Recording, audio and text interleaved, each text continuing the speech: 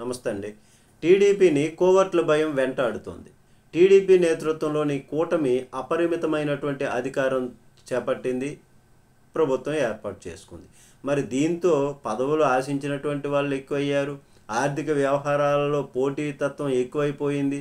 ఒకరిపై ఒకరు టీడీపీ అధిష్టానానికి ఫిర్యాదులు చేసుకోవటం ఎక్కువైపోయింది. ఈ పరిణామాలు టీడీపీ అధిష్టానానికి తలనొప్పిగా మారాయి. ఇప్పుడు టీడీపీలోని రెండు వర్గాలు హత్యల వరకు కూడా వెళ్ళడాన్ని చూసాము. మరికొన్ని హత్యాయత్న కుట్రల్ని పోలీసులు భగ్నం చేశారు.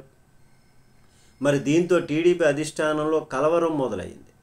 అసలు పార్టీలోకి ఎవరెవరు వస్తున్నారు, ఎందుకు వస్తున్నారు, అధికారాన్ని అడ్డం పెట్టుకుని తాత్కాలిక ప్రయోజనాలు పొంది ఆ తర్వాత తమకిష్టమైనటువంటి పార్టీలోనికి వెళ్ళాలనుకుంటున్నారా, తదితర అనుమానాలు తలెత్తాయి ఇప్పుడు అధిష్టానాల్లో.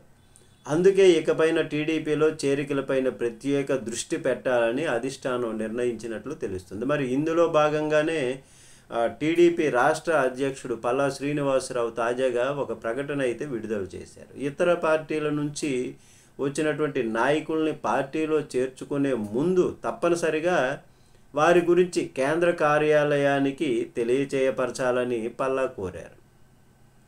కేంద్ర కార్యాలయం వారి గురించి ఆరా తీసి వారు స్వార్థ ప్రయోజనాల కోసం వస్తున్నారా, ఏ విధంగా వస్తున్నారు అన్నటువంటిది వారిపైన ఎంక్వైరీ పెట్టి ఆ తర్వాత గ్రీన్ సిగ్నల్ ఇచ్చిన తర్వాత మీరు మీ కార్యక్రమాలు, పార్టీ చేర్పులు మార్పులు చేసుకోవాలని ఆయన విజ్ఞప్తి చేశారు. మరి ఈ విషయాన్ని టీడీపీలో వివిధ హోదాల్లో ఉన్నటువంటి నాయకులంతా గమనించాలని పల్లా శ్రీనివాసరావు కోరారు.